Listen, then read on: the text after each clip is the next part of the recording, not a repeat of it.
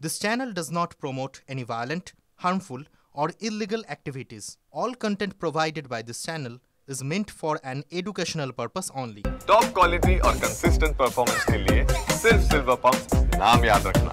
আবারও নজরে সেই মালদা বাংলাদেশের লাগাতার উস্কানির মাঝেই সন্দেহভাজন জঙ্গি গ্রেফতার মালদার বামনগোলায় পুলিশের জালে তিন বাংলাদেশি তিনজনই কট্টরপন্থী মৌলবাদী সংগঠনের সঙ্গে জড়িত সন্দেহ পুলিশের গতিবিধি সন্দেহজনক হওয়ায় তিনজনকেই আটক করে পুলিশ টানা জিজ্ঞাসাবাদের পর তিনজনকে গ্রেফতারের সিদ্ধান্ত নেওয়া হয়। সুব্রতোষ এই মুহূর্তে আমাদের সঙ্গে টেলিফোনে রয়েছে। সুব্রতোষ, ঠিক কি কারণে এই তিনজনকে গ্রেফতার করা হলো? মানে তাদের গতিবিধি বলা হচ্ছে যে ঠিকঠাক ছিল না, কি ধরনের গতিবিধি তাদের দেখা গিয়েছিল? দেখো, বামনগোলা থানা এলাকার যেখানে একেবারে সীমান্তবর্তী থানা এলাকা, এই থানা এলাকার নালাগোলা বলে যে জায়গা রয়েছে সংলগ্ন, সেই নালাগোলাতে গভীর রাতে তিনজনকে সন্দেহজনকভাবে পুলিশ প্রথমে আটক করে, তারপর তাদেরকে থানায় নিয়ে আসা হয়। থানায় নিয়ে এসে জিজ্ঞাসাবাদ করে, তল্লাশি চালানো হয়। তারপর তাদের কাছ থেকে কিছু নথি মেলে এবং একই সাথে তাদের কথাবার্তায় আরো সন্দেহ হয় এবং তৎক্ষণাৎ তাদেরকে গ্রেপ্তার করা হয়।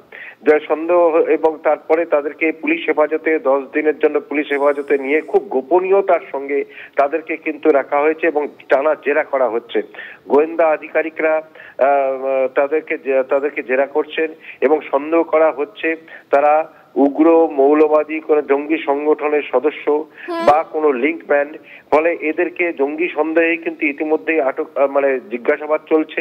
এখনো পর্যন্ত জিজ্ঞাসাবাদ করে আরো তথ্য সামনে আসতে পারে এমনটাই মনে করা হচ্ছে। আপাতত তোমাকে ধন্যবাদ।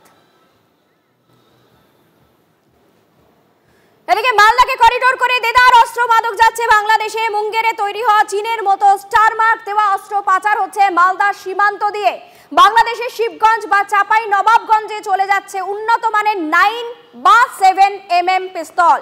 সম্প্রতি সীমান্ত এলাকা থেকে প্রচুর অস্ত্র উদ্ধার করেন গোয়েন্দারা। মালদাকে করিডোর করে অস্ত্র পাচার করছে এমন কয়েকজন ক্যারিয়ারকে গ্রেফতার করেছে পুলিশ, কিন্তু মূল চক্রীরা অধরাই থেকে যাচ্ছে। অস্ত্র যে শুধু মুঙ্গের থেকেই আসছে তা কিন্তু নয়, বিভিন্ন রকমের পাইপ গান পিস্তল তৈরি হচ্ছে মালদাতেও। কালিয়াচক বৈষ্ণব নগরে এমন একাধিক অস্ত্র কারখানার হদিশ পেয়েছে পুলিশ। এছাড়াও মালদাতেই হদিশ মিলেছে বহু মাদক কারখানার।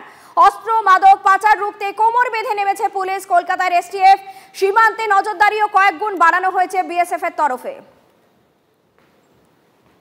লাগাতার অভিযানে জেলা জুড়ে প্রচুর আগ্নেয়াস্ত্র উদ্ধার হয়েছে, যার মধ্যে অসংখ্য রয়েছে উন্নত মানের আগ্নেয়াস্ত্র, যে সব কিছুই সেই মুঙ্গের থেকে আসছে। এর পাশাপাশি একই রকমভাবে কোটি কোটি টাকার মাদক উদ্ধার হয়েছে জাল নোট।